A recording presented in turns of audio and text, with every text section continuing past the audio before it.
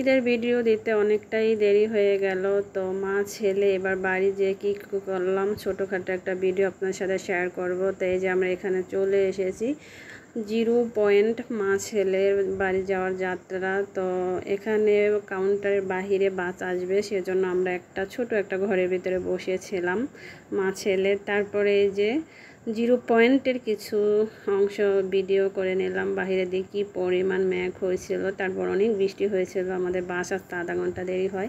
এই যে আমরা মা ছেলে বাসে উঠে গেলাম। তো আজকের যাত্রা হলো মা ছেলে। তো কি করার, কিছু করার নাই, হাজব্যান্ড বাড়ি যাবে না, তো মা ছেলেই বাড়ি যাচ্ছি। ছেলের বাড়ি যেতে চাচ্ছিল ঈদ করার জন্য, যেহেতু রোজার ঈদটা আমি বাড়িতে করি নাই, কুরবানি ঈদটা বাড়িতে করা হয়। তো এই যে চলে গেলাম বাড়িতে, তারপর ভিডিও করা হয় নাই সেভাবে, যেহেতু মা ছেলে একাই গেছিলাম।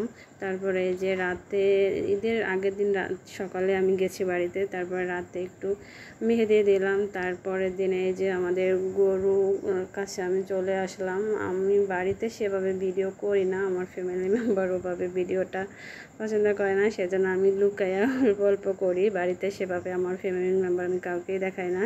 এই যে আমার ভাগনা চলে এসেছে, তারপরে এই যে কোরবানির গরুর প্রস্তুতি নিতেছে কোরবানি দেওয়ার জন্য। এই যে আমার ভাই কিন্তু ভিডিও করতে পছন্দ করে, সে কিন্তু ছোটোখাটোভাবে কখনো ভিডিও সেভাবে ছাড়ে না, তার কোনো ইয়ে নেই, কিন্তু সে ভিডিও করতে পছন্দ করে ছোটোখাটোভাবে। সে যখন একটা ইয়ে হয়, এটা ভিডিও করো, ওইটা ভিডিও করো, সে পছন্দ করে, ভিডিও করাটা পছন্দ করে।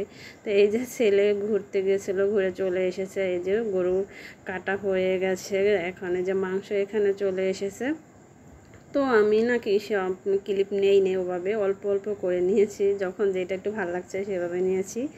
তাই এই যে এখানে আমাদের মাংস কাটাকাটি অলরেডি শুরু হয়ে গেছে। তারপরে এখানে আমি আর আমার ভাবি আমার বাড়িতে আছি, অন্য অন্য বোনরা নাই। তাই এখানে প্রায় 10 কেজির মতো মাংস দিয়েছিল রান্না করার জন্য। তো আমার ভাবি বলতেছিল যে আমি মাংসর দিকটা করি, ভিতরের দিকটা মাংস গোছ করি, তুমি একটু রান্না বসাও।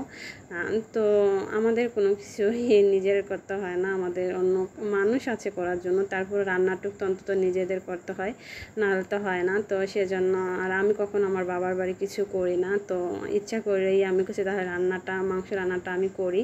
আর আমার হাতে মাংস রান্নাটা আমার ভাইও খেতে পছন্দ করে। তো আমরা যেহেতু আমি আর আমার ভাবি ছিলাম, সেজন্য 10 কেজি পরিমাণ রান্না করছে, পরবর্তীতে আবার হবে সবাই আসলে।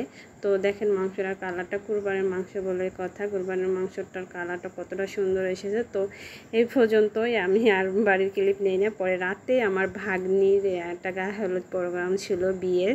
তো সেখানে আমরা সহ পরিবার মিলে আমরা গিয়েছিলাম আমার ভাগ্নির বিয়েতে। এই যে দেখেন আমার ভাগ্নি, মাশাআল্লাহ ভাগ্নির কিন্তু অনেক ভালো লাগছিল। আমিও একটু ভিডিও করেছিলাম ভাগ্নির, এবং ভাগ্নির সাথে কিছু ছবিও তোলা হয়েছিল। তো সবাই আমার ভাগ্নের জন্য দোয়া করবেন, খুব কিউট কিন্তু দেখতে। এখানে ওর শ্বশুর বাড়ির থেকে গায়ে হলুদ দেওয়ার জন্য লোক এসেছে। তো পরে যে শেষ করে তারপরের দিন আমরা আবার চলে গেলাম বউভাতের ভাগ্নির মেন অনুষ্ঠানে দাওয়াত খাওয়ার জন্য সহপরিবার। এখানে আমার ভাবি, বোন, ভাগনা সবাই ছিল। তারপর একই ইয়াতে টেবিলে আমরা সবাই মিলে খাওয়া দাওয়া করছিলাম। তো এবার বাড়িতে কুরবানিটা মানে কি, বাড়িতে গোশ চারদিকে গোশ, এগুলো আর ভালো লাগছিল না। আমি অনেক দিন পর্যন্ত খাওয়া দাওয়া আমার বন্ধ হয়ে গেছিলো। তারপরে আরেকটা ব্লগে এখানে আরেকটু ভিডিও করছি। এখানে আমার দুই ভাগনার মুসলমানি অনুষ্ঠান করতেছিল, সেখানে আমি আবার একটু ভিডিও করে নিলাম। এখানে ফিন্নি এবং বিরিয়ানি রান্না করা হইতেছিল। তো প্রত্যেকটা ভিডিওই কিন্তু অল্প অল্প করে ক্লিপ নেওয়া, সেভাবে নিতে পারি নাই আমি। এত পরিমাণ দেশে গরম ছিল এবার, প্রচুর পরিমাণ গরম। এত গরমে আমি অস্থির হয়ে গেছিলাম। আমি মনে করছিলাম খুলনা থেকে হয়তো বা বাড়িতে গরমটা একটু কম, কিন্তু একদমই ভুল, বাড়িতে আমার কাছে আরও গরমটা বেশি লাগছিল। আমি কোনোভাবে ভিডিও নিতে পারি নাই, কোনো বাহিরে একটু ঘুরতে যাব সেভাবে করতে পারি নাই, অল্প অল্প করে আমি ক্লিপ নিয়েছিলাম। তো অবশ্যই জানাবেন আমার ভিডিওগুলো আপনাদের কেমন লাগছে, যে গ্রামের বাড়ির ভিডিওগুলো। তো এখানে এই যে বিরিয়ানির জন্য মাংস কষানো হইতেছিল, তো পাশে হলো ফিরনি রান্না করতেছিল।